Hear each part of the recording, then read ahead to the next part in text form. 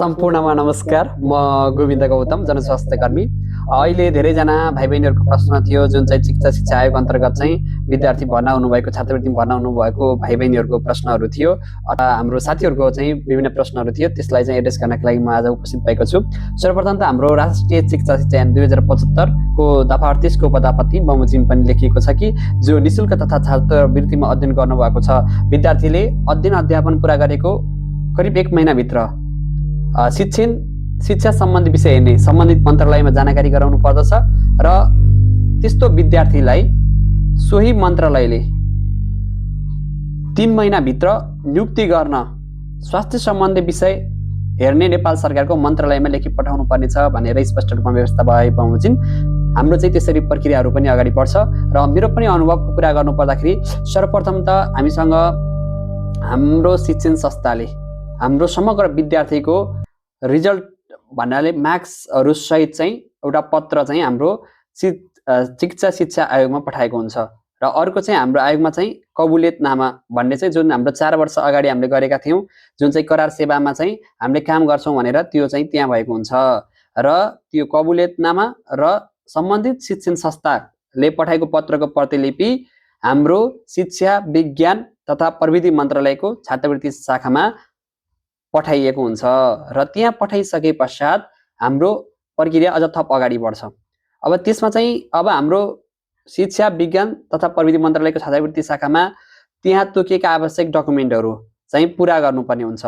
जस्तै हाम्रो लाइसेन्सहरू जुन चाहिँ हाम्रो सम्बन्धित प्रोफेसनल काउन्सिलबाट प्रदान गरिएको लाइसेन्सहरू हुनु पर्यो। त्यसैगरी नागरिकता लगायत हाम्रो ब्याचलर लेभलको डकुमेन्टहरू चाहिँ अथवा मास्टर लेभलको डकुमेन्टहरू चाहिँ हुनु पर्यो पहिला कुरा। अनि त्यहाँ भनेको फर्म पनि भर्नु पर्दछ छात्रवृत्ति शाखामा। त्यस पश्चात जब त्यहाँबाट सदर गर्नुहुन्छ त्यस पश्चात चाहिँ हामी त्यहाँबाट हाम्रो स्वास्थ्य सेवा विभागमा भनेको डिपार्टमेन्ट अफ हेल्थ सर्भिसमा पुग्छौँ र त्यहाँ पनि आवश्यक डकुमेन्टहरू पनि त्यहाँ तोकिएको हुन्छ।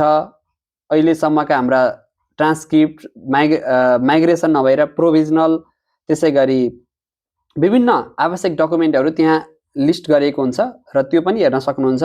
त्यो पनि म पछि उपलब्ध गराउँला। त्यहाँ सम्बन्धित आवश्यक डकुमेन्टहरू चाहिँ तोकिएको बमोजिम त्यहाँ उपलब्ध गराए पश्चात र त्यहाँ एउटा सानो फर्म पनि दिनुहुन्छ। त्यो फर्म भरे पश्चात चाहिँ हाम्रो प्रक्रिया थप अगाडि बढ्छ र त्यसको करिब 1-2 हप्ता पश्चात चाहिँ हामीलाई करार सेवा अवधिमा चाहिँ नियुक्त गर्नुहुन्छ।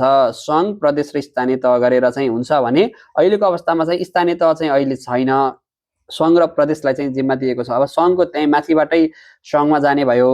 जुन चाहिँ हाम्रो ल्याबमा छात्रवृत्तिमा अध्ययन गर्नुभएको फार्मेसी अथवा नर्सिङको त्यसरी सङ्घमा पनि गइरहेको अवस्था छ भने जनस्वास्थ्यको चाहिँ प्रदेशमा चाहिँ जिम्मा दिएको छ। अझ विशेष गरेर ल्याब फार्मेसीहरूलाई पनि प्रदेशमा पनि जिम्मा दिएको छ। माथि सङ्घबाट पनि पठाइएको करार सेवा का लागि चाहिँ पठाएको अवस्था पनि रहेको छ।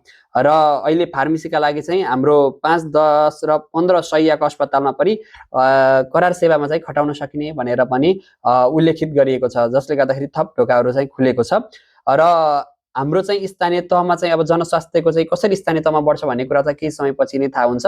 जुन चाहिँ अहिलेसम्मको हाम्रो साथीहरूको अवस्था हेर्दाखेरि चाहिँ हाम्रो प्रदेश र स्वास्थ्य कार्यालयहरूमा चाहिँ करार सेवा अवधिमा करिब 2 वर्षका लागि चाहिँ खटाइएको अवस्थाहरू चाहिँ रहेको छ र अन्य जानकारीहरू हामीले बिस्तारै उपलब्ध गराउनेछौँ। तपाईँहरूलाई केही समस्याहरू केही जिज्ञासाहरू भए प्रश्न गर्नुहुनेछ भन्दै मेरा कहीँ कतै त्रुटि भए हजुरहरू सबैले सच्याउनु होला र सबैजनाले सुदृढ गर्दै हाम्रो शिक्षा आयोगले जुन हामीलाई यो अवसर दिएको छ त्यसका लागि पनि हामीले धेरै धेरै धन्यवाद दिनुपर्दछ। किनकि यो हामीलाई छात्रवृत्ति सँगै 2 वर्ष यसरी करार सेवा अवधि गर्नु पनि हाम्रो लागि एकदम सुखद क्षण हो।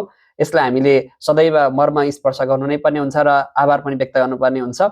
यति भन्दै आजलाई म बिदा हुन्छु। धन्यवाद।